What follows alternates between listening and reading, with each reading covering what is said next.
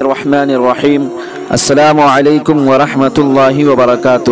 محترم سامعین و ناظرین، حضرت سیدنا ابو بکر قرشی علیہ الرحمہ فرماتے ہیں، میں نے حضرت سیدنا عباد بن عباد مہلوی کو ارشاد فرماتے سنا، بصرہ کے بادشاہوں میں سے کسی بادشاہ نے امور سلطنت کو خیر آباد کہہ کر زہد و تقوی کی راہ اختیار کر لی، مگر پھر وہ دوبارہ سلطنت و حکومت کی طرف مائل ہوا اور دنیا کا عیش و عشرت طلب کرنے کی ٹھان لی۔ چنانچہ اس نے ایک شاندار محل بنوایا، اس میں اعلیٰ قسم کے قالین بچھوائے اور ہر طرح کے ساز و سامان سے اس عظیم الشان محل کو آراستہ کر دیا، اور ایک کمرہ مہمانوں کے لیے خاص کروا دیا۔ وہاں عمدہ بستر بچھائے جاتے، انواع و اقسام کے کھانے چنے جاتے۔ بادشاہ لوگوں کو بلاتا تو وہ عظیم الشان محل اور بادشاہ کی ٹھاٹ بات، شان و شوکت دیکھ کر تعریف و خوشامد کرتے ہوئے واپس چلے جاتے۔ یہ سلسلہ کافی عرصہ تک چلتا رہا۔ بادشاہ مکمل طور پر دنیا کی رنگینیوں میں گم ہو چکا تھا۔ اس کے اس عظیم الشان محل میں ہر طرح کے آلات موسیقی،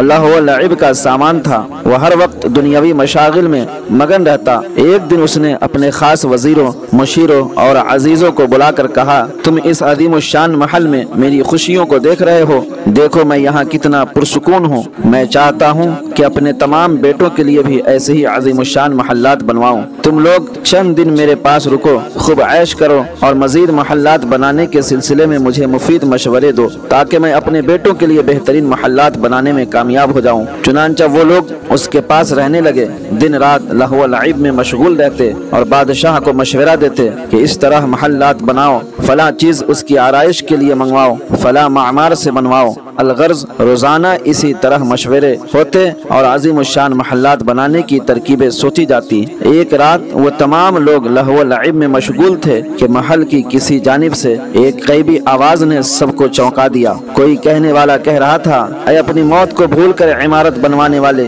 لمبی لمبی امیدیں چھوڑ دے، کیونکہ موت لکھی جا چکی ہے۔ لوگ خواہ خود ہنسے یا دوسروں کو ہنسائیں، بہرحال موت ان کے لیے لکھی جا چکی ہے اور بہت زیادہ امید رکھنے والے کے سامنے تیری تیار کھڑی ہے۔ ایسے مکانات ہرگز نہ بنا جن میں تجھے رہنائی نہیں ہے۔ تو عبادت و ریاضت اختیار کرتا کہ تیرے گناہ معاف ہو جائیں۔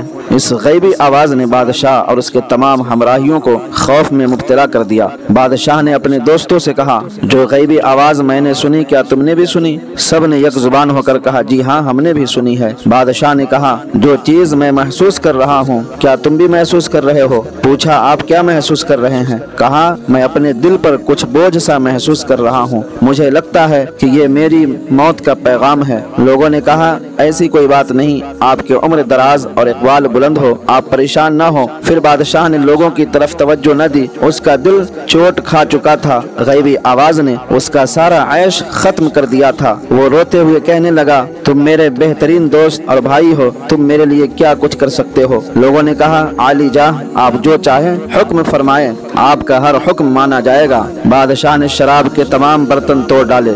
اس کے بعد بارگاہ خداوندی میں اس طرح عرض گزار ہوا، اے میرے پاک پروردگار عالم، میں تجھے اور یہاں موجود تیرے بندوں بنا کر تیری طرف رجوع کرتا اور اپنے تمام گناہوں اور زیادتیوں پر نادم ہو کر توبہ کرتا ہوں۔ اے میرے خالق، اگر تو مجھے دنیا میں کچھ مدت اور باقی رکھنا چاہتا ہے تو مجھے دائمی اطاعت و فرما برداری کی راہ چلا دے، اور اگر مجھے موت دے کر اپنی طرف بلانا چاہتا ہے تو مجھ پر کرم کر دے اور اپنے کرم سے میرے گناہوں کو بخش دے۔ بادشاہ اسی طرح مصروف التجا رہا اور اس کا درد بڑھتا گیا۔ پھر اس نے ان کلمات کی تکرار شروع کر دی، اللہ کی قسم موت، اللہ کی قسم موت۔ بس یہی کلمات اس کی زبان پر جاری تھے کہ اس کا طائر روح قفس عنصری سے پرواز کر گیا، اس کی موت ہو گئی۔ لہذا اس دور کے فقہاء کرام رحمت اللہ علیہم اجمعین فرمایا کرتے تھے، اس بادشاہ کا خاتمہ توبہ پر ہوا۔ لہذا اس واقعے سے ہمیں عبرت حاصل کرنی چاہیے۔